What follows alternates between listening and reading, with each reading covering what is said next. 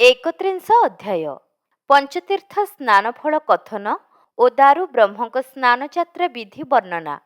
ଜୈମିନୀ କହିଲେ, ହେ ମୁନିଗଣ, ମହାରାଜା ଇନ୍ଦ୍ରଦ୍ୟୁମ୍ନଙ୍କର ଅଶ୍ୱମେଧ ଯଜ୍ଞ ସମୟରେ ବିପ୍ରମାନଙ୍କୁ ଦାନ କରାଯାଉଥିବା ଗାଭୀମାନଙ୍କର ଖୁରାପାତରେ ଯେଉଁ ଖାତ ସୃଷ୍ଟି ହୋଇଥିଲା, ତାହା ହିଁ ଇନ୍ଦ୍ରଦ୍ୟୁମ୍ନ ସରୋବର।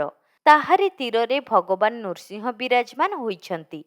ଭଗବାନ ନୃସିଂହଙ୍କୁ ଦର୍ଶନ କରି ପ୍ରାର୍ଥନା କରିବେ, ହେ ପ୍ରଭୁ ନୃସିଂହ, ଆପଣଙ୍କୁ ମୋର ନମସ୍କାର। ଆପଣଙ୍କ କ୍ଷେତ୍ରରେ ମହାରାଜା ଇନ୍ଦ୍ରଦ୍ୟୁମ୍ନ ସହସ୍ର ଅଶ୍ୱମେଧ ଯଜ୍ଞ କରିଥିଲେ। ସେହି ଯଜ୍ଞ ଅଙ୍ଗ ସମ୍ଭୂତ ସରୋବରରେ ମୁଁ ସ୍ନାନ କରିବାକୁ ଆସିଛି। ମୋତେ ଆଜ୍ଞା ପ୍ରଦାନ କରନ୍ତୁ। ତାପରେ ସେହି ସରୋବର ନିକଟକୁ ଯାଇ ଆଚମନାଦି କ୍ରିୟା ସମାପ୍ତ କରି କହିବେ, ହେ ସରୋବର, ଆପଣ ଇନ୍ଦ୍ରଦ୍ୟୁମ୍ନଙ୍କର ଅଶ୍ୱମେଧ ଯଜ୍ଞରେ ଗୋମାତାମାନଙ୍କର ଖୁରାଘାତରେ ପୃଥ୍ୱୀ ତଳ ବିଦୀର୍ଣ୍ଣ ହେତୁ ସୃଷ୍ଟି ହୋଇଛନ୍ତି। ସେହିମାନଙ୍କର ମୂତ୍ର ସମୂହରୁ ଆପଣ ଜଳପୂର୍ଣ୍ଣ ହୋଇଛନ୍ତି।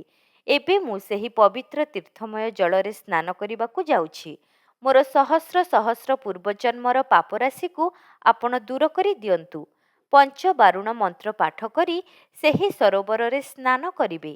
ଜଳ ମଧ୍ୟରେ ତ୍ରିବାର ଅଘମର୍ଷଣ ସୂକ୍ତ ପାଠ କରି ଏହିପରି ସ୍ତୁତି କରିବେ, ହେ ଯଜ୍ଞ ସମ୍ଭୂତ, ହେ ସର୍ବପାପ ବିନାଶନ, ଆପଣଙ୍କ ଜଳରେ ସ୍ନାନ ହେତୁ ମୋର କୋଟି କୋଟି ଜନ୍ମର ପାପ ବିନାଶ ହେଉ।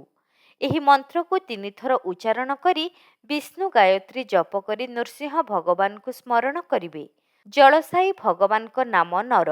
ତାଙ୍କର ପ୍ରଥମ ଅୟନ ବା ବାସସ୍ଥାନ ଜଳରେ ହୋଇଥିବାରୁ ସେ ନାରାୟଣ। ଜଳକୁ ନାରା କୁହାଯାଏ। ତେଣୁ ଜଳରେ ସେହି ନରରୂପୀ ହରିଙ୍କୁ ସ୍ମରଣ କରିବ। ସ୍ନାନ ସାରି ଦେବତା, ଋଷି ଓ ପିତୃଗଣଙ୍କ ଉଦ୍ଦେଶ୍ୟରେ ତର୍ପଣ କରିବେ। ତାପରେ ପଶ୍ଚିମାଭିମୁଖୀ ନୃସିଂହଙ୍କୁ ଦର୍ଶନ କରିବେ। ନାରଦ ମହର୍ଷିଙ୍କ ପ୍ରବର୍ତ୍ତିତ ଆଥର୍ବଣ ମନ୍ତ୍ରରେ ନୃସିଂହ ଭଗବାନଙ୍କୁ ପୂଜା ଅର୍ଚ୍ଚନା କରିବେ। ନିକଟରେ ଥିବା ପଶ୍ଚିମାଭିମୁଖୀ ଶମ୍ଭୁଙ୍କୁ ମଧ୍ୟ ଦର୍ଶନ କଲେ ପାପ କ୍ଷୟ ହୋଇଥାଏ। ଏହି ଆଥର୍ବଣ ମନ୍ତ୍ରରେ ମହାରାଜା ଇନ୍ଦ୍ରଦ୍ୟୁମ୍ନ ମଧ୍ୟ ମହାପ୍ରଭୁ ନୃସିଂହଙ୍କୁ ଆରାଧନା କରିଥିଲେ। ଯେଉଁ ମନ୍ତ୍ରର ଉଚ୍ଚାରଣ ମାତ୍ରେ ଭଗବାନ ନୃସିଂହ ପ୍ରସନ୍ନ ହୋଇଥାନ୍ତି, ତାଠାରୁ ବଳି ଅନ୍ୟ ମନ୍ତ୍ର ଆଉ କ'ଣ ବା ଥାଇପାରେ? ବ୍ରହ୍ମା ମଧ୍ୟ ଏହି ମନ୍ତ୍ରରେ ମହାପ୍ରଭୁ ଜଗନ୍ନାଥଙ୍କର ଦାରୁମୟ ମୂର୍ତ୍ତି ପ୍ରତିଷ୍ଠା କରିଥିଲେ।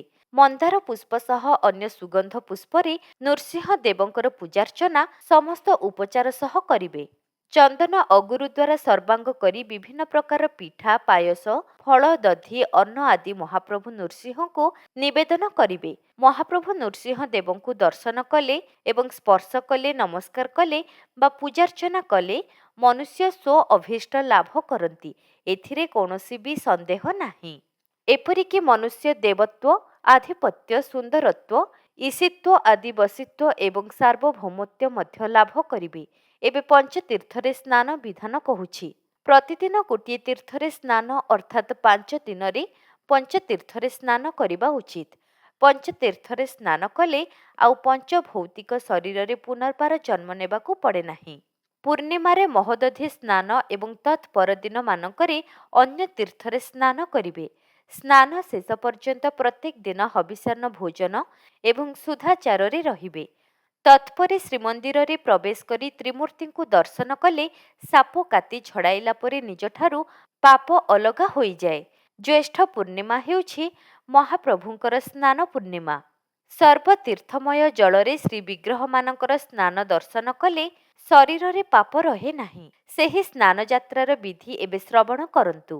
ମହାପ୍ରଭୁଙ୍କର ସ୍ନାନ ପାଇଁ ଚତୁର୍ଦ୍ଦଶୀ ଦିନ କାଷ୍ଠରେ ଏକ ମଣ୍ଡପ ବା ମଞ୍ଚ ନିର୍ମାଣ କରି ତାହାକୁ ସୁଶୋଭନ କରି ଚୂନ ଲିପିବେ। ତାହା ଅସ୍ଥାୟୀ ହେଲେ ମଧ୍ୟ ସୁଦୃଶ୍ୟ ହେବା ଉଚିତ। ଏଥିପାଇଁ ଅର୍ଥ ଖର୍ଚ୍ଚରେ କୁଣ୍ଠିତ ହେବେ ନାହିଁ। ଦେବତାମାନେ ସ୍ନାନଯାତ୍ରା ଦେଖିବେ। ତେଣୁ ମଣ୍ଡପକୁ ବସ୍ତ୍ର ଏବଂ ଚନ୍ଦ୍ରାତପ ବା ଚାନ୍ଦୁଆ ଦ୍ୱାରା ସୁସଜ୍ଜିତ କରିବେ। ସ୍ନାନପୀଠ ଏପରି ସ୍ଥାନରେ ନିର୍ମାଣ କରିବେ ଯେଉଁଠି ସମୁଦ୍ର ଦୃଶ୍ୟ ହେଉଥିବ, ଦକ୍ଷିଣ ପବନ ବହୁଥିବ, ତରୁଲତା ସୁଶୋଭିତ ହୋଇଥିବ ଏବଂ ସ୍ଥାନଟି ନିର୍ମଳ ଥିବ। ଭଗବାନ ବ୍ରହ୍ମା ସେହି ସ୍ଥାନକୁ ମହାପ୍ରଭୁ ଜଗନ୍ନାଥଙ୍କୁ ସ୍ନାନ କରାଇବା ପାଇଁ ଆସିଥାନ୍ତି। ସ୍ୱର୍ଗ ଗଙ୍ଗାର ପାରିଜାତ ମିଶ୍ରିତ ଜଳ ସହିତ ଦେବତା, ଋଷିମାନେ ମଧ୍ୟ ସ୍ନାନ କରାଇବା ପାଇଁ ଆସିଥାନ୍ତି। ସ୍ନାନ ମଞ୍ଚଟି ମାଲ୍ୟ, ପତାକା, ଚାମର ଦ୍ୱାରା ସୁଶୋଭିତ ହୋଇ ଚନ୍ଦନ ଅଗୁରୁ କସ୍ତୁରୀ ଆଦି ସୁଗନ୍ଧ ଦ୍ରବ୍ୟରେ ସୁରକ୍ଷିତ ହେବା ଦରକାର। ମଞ୍ଚର ଦକ୍ଷିଣ ଦିଗ ଚନ୍ଦନ ଅଗୁରୁ କସ୍ତୁରୀ ଆଦି ସୁଗନ୍ଧ ଦ୍ରବ୍ୟରେ ସୁରକ୍ଷିତ ହେବା ଦରକାର। ମଞ୍ଚର ଦକ୍ଷିଣ ଦିଗ କୂପରୁ ଅର୍ଥାତ୍ ସୁନା କୂଅରୁ ଜଳ ଆଣି ପାବମାନ ସୂକ୍ତରେ ତାହାକୁ କଳସ ମାନଙ୍କରେ ଭରି ମନ୍ଦିର ଅଭ୍ୟନ୍ତରରେ ଚତୁର୍ଦ୍ଦଶୀ ଦିନ ରାତ୍ରିରେ ଅଧିବାସ କରିବେ। ତାପରେ କ୍ରମରେ ସ୍ନାନ ନିମନ୍ତେ ଠାକୁରମାନଙ୍କୁ ପହଣ୍ଡି କରିବେ। ଗଜପତି ମହାରାଜାଙ୍କ ଦ୍ୱାରା ନିୟୋଜିତ ବ୍ରାହ୍ମଣ କ୍ଷତ୍ରିୟ ବୈଶ୍ୟମାନେ ମହାପ୍ରଭୁଙ୍କୁ ଆଲଟ ଚାମର ସେବା କରୁଥିବେ। ପ୍ରତିଦିନ ସୁଗନ୍ଧ ଲେପ ଆଦିରେ ଆଚ୍ଛାଦିତ ହେଉଥିବା ଶ୍ରୀଅଙ୍ଗମାନଙ୍କରୁ କଦାପି ଲେପ ଛଡ଼ାଇବେ ନାହିଁ। ପହଣ୍ଡିରେ ବିଶେଷ ସାବଧାନତା ସହକାରେ ପ୍ରଭୁଙ୍କୁ ଗମନ କରାଇବେ। କାରଣ ଶ୍ରୀବିଗ୍ରହମାନେ ପତିତ ହେଲେ ରାଜା ରାଜ୍ୟଭ୍ରଷ୍ଟ ହୁଅନ୍ତି ଏବଂ ସେବକମାନଙ୍କର ଅସହ୍ୟ ଦୁଃଖ ଭୋଗ ହୁଏ। ବଂଶନାଶ ସହିତ ସେମାନଙ୍କର ନରକବାସ ମଧ୍ୟ ହୋଇଥାଏ। ସଂଶୟବାଦୀ ଯେଉଁମାନେ ଭାବନ୍ତି ଯେ ଏହା ଦାରୁମୂର୍ତ୍ତି ଆଉ କେତେ କାଳ ରହିବେ, ସେହି ମୂଢ଼ ନାସ୍ତିକ କୃତଘ୍ନ ଦୁରାତ୍ମାମାନେ ଘୋର ନର୍କରେ ପତିତ ହୁଅନ୍ତି। ପୂର୍ବ ଜନ୍ମର ପ୍ରାରବ୍ଧକୁ ନେଇ ସେମାନେ ଜନ୍ମ ନେଇଥାନ୍ତି ଏବଂ ପ୍ରାରବ୍ଧ ଭୋଗ କ୍ଷୟ ହେଲେ ସେମାନଙ୍କର ପ୍ରତିମା ବୁଦ୍ଧି ଦୂର ହୁଏ। ଏହି ଦାରୁବ୍ରହ୍ମଙ୍କୁ କେହି କେବେ ନିର୍ମାଣ କରିନାହିଁ, ବରଂ ସେ ନିଜେ ନିଜର ନିର୍ମାତା। ଯେଉଁ ମୂର୍ତ୍ତି ବର ପ୍ରଦାନ କରନ୍ତି ସେ କେବେ